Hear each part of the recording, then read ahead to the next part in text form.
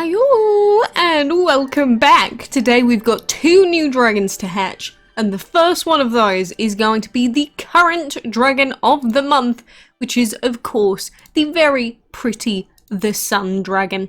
So this guy basically does have a sun on his back, which is kind of like Ra, but Ra has it on their head. But the sun is of course a legendary light and fire dragon, and normally these days I say, you know, legendary bad, divine ancient good. But if you are someone that doesn't have divines and ancients, normally I wouldn't suggest to use legendaries, but this guy is actually an okay stand-in because, again, having both fire and light for the dungeon can be really useful. So as a stand-in as like your first or second main dragon, at least until you get the fully decked out divines and ancients, the sun's not actually that bad. But anyway, the sun dragon has nothing to hide. Its bright energy brings out the best in trainers and might even reacquaint them with their inner child. It reminds this trainer to see the bright side of life. Well, ain't that just the bestest? You know, basically makes everyone happy, shows everyone the bestest, and he's an okay legendary overall. But, you know, a lot of people do like the designs of these monthly dragons, and I'm also kind of a fan of the sun's design. You know, I do think for the sun it is an interesting sort of gallop, and he looks very regal, which I'm also a fan of, but his eye's kind of creepy. I am of course going to level him up into his adult form.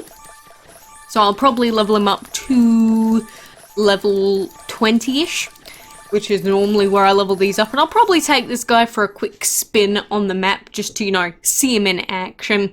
But a very big mouth. I never really noticed that before, but he has a very large mouth. But the sun, the little effect pattern that's going on, almost just looks like a cog. But, you know, it is what it is. But of course, one of the main reasons that we would be collecting the sun dragon is, you know, I'm not going to use him on my team at this point, but he is part of that yearly collection, and mainly after sorry, I got the old lady voice there. But after we get the next dragon out of this cartomancy collection, we will be able to get him and Arcana, and then we will look to get our hands on the final cartomancy collection dragon and that yearly reward, which, who knows, maybe it'll be a divine again, maybe it'll be an ancient. Could be anything at this point. But that is of course Mr. the Sun Dragon. I bred him using the classic combination of Kitsune plus Fire. Kitsune's always done me well, so I'm happy with that. But if you are still trying to breed the Sun Dragon, you know, there's still a decent amount of time left to go. So I do wish you the best of luck. I do have the breeding guide video up if you want to go and find out how to breed him with all the combos. So just keep breeding.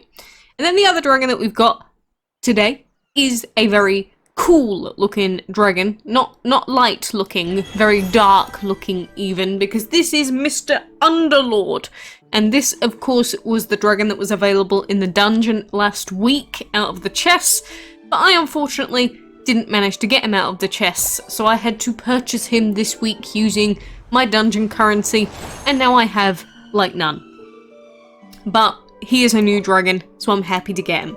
So Underlord Dragons make their homes in abandoned castles, where they flutter menacingly over ramparts beneath the moon. They're serious, fearsome beasts, but they certainly won't refuse a bit of fruit. Same. Reading that description, all I can say is same. Okay, not really, but I have to say he's got a very cute look to him, considering he's called Underlord, and you know, you'd imagine him as some sort of demon king. He's covered in bones, for example. But he looks very cute with his blue eye, at least in his baby form. You know, Underlord reminds me more of a dragon, and I've said this before, how lots of dragons in DML don't really look like dragons, but I have to say that Underlord does look very dragony. Do you agree? Like, he's got the normal wings, what I'd expect, the feet, the horns. I guess you could just say the tail's the little bit of the exception, but he's a very dragony dragon to me. And I'm a fan of dragony dragons in a game like this, but a very cool looking dragon nonetheless. So, like I said, I guess we'll go and take those two for a quick spinaroo on the map. no reason not to, because otherwise I will never see these dragons ever again. The joys, the utter joys of just having so many dragons that you just never end up touching any of them. I wish that we had an easier search function for this, because there's no real easy and good way. Ah, there he is. Knew I'd find him somewhere. Then who else should we throw in here? Another random level 20? Gabbo. Because Gabbo might be coming back in the Halloween event, so how about we throw him in there as well? We've got one bright dragon and two very dark ones. Obviously, we can't see the actual proper potential of Mr. the Sun because he doesn't have his level 6 upgrades, and actually that's the same case with the other two as well, because until you get level 6 upgrades unlocked in this game, basically all of the dragons suck, which is one of the main things I say to new players, like, get your upgrades unlocked. It's like one of the most important things in the game by far is just getting your level 6 upgrades on your elements. And even though the best upgrades have changed over time, you know, it doesn't change the fact that you should get them as soon as you possibly can. But the fact that they're locked behind dragon collector points does kind of suck, which is the reason why you've just got to collect as many dragons as you can from events, see what you can get, just make it happen. Whatever it takes, get those level 6 upgrades ASAP. You know, the academy's really expensive for newer players as well, but trust me, 100% worth it. If you're using any dragon and it doesn't have a level 6 upgrade, it's bad. Doesn't matter if it's a divine, well, legendary I guess is probably the kind that it would matter the least for, just because the elemental upgrade for legendary sucks. But aside from that, you know, get those level 6 upgrades. Like, look at how many dragons I have upgraded to fully level 6. Look at them. Look at how many I have. Genuinely, I could just keep scrolling. Even dragons that I don't use, I upgrade some of them because why not? All of my divines are upgraded just in case I ever decide to use them. All my ancients are upgraded just in case I ever decide to use them. Obviously, this is a little bit overkill, and it's only like this for me because I've just got so many resources available to do this, but genuinely, just in case I ever wanted to use them for a different event or a special thing that comes out, I just want to have them available. You know, you don't have to do that, but trust me, very important. So if you are a newer player, please, please, please stop inviting me to Mercia's clan. Oh my goodness.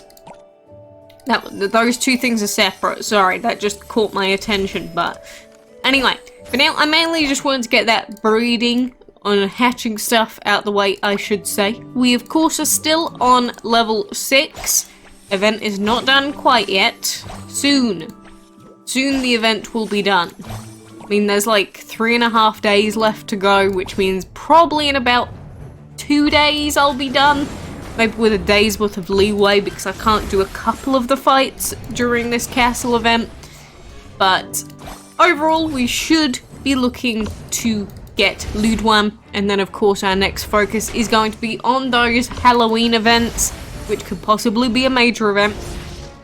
So, get pumped for all of that. If you are on level 5 still of this event, you're probably not going to finish, because trust me, level 6 takes a good long ass while. Unless you're just in it for Azure, then you might be okay, but if you're trying to open up every single chest for Ludwan, you're probably not going to do it if you're still on level 5 and haven't gotten to level 6 yet. So remember, at level 6 you can get 750 points for every quest, and if you're not earning 750 points per quest, you're probably a little bit screwed.